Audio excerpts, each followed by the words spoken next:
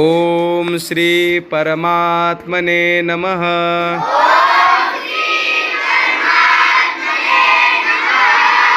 अथ पंचदशोऽध्यायः।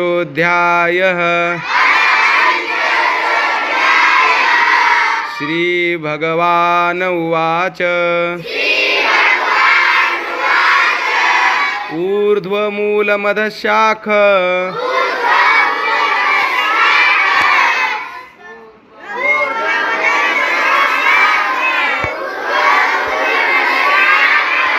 मश्वत्थं प्राहुरव्ययम्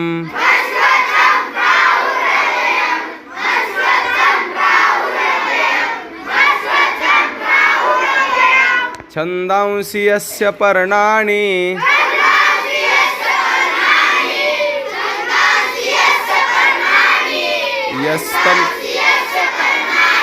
यस्तं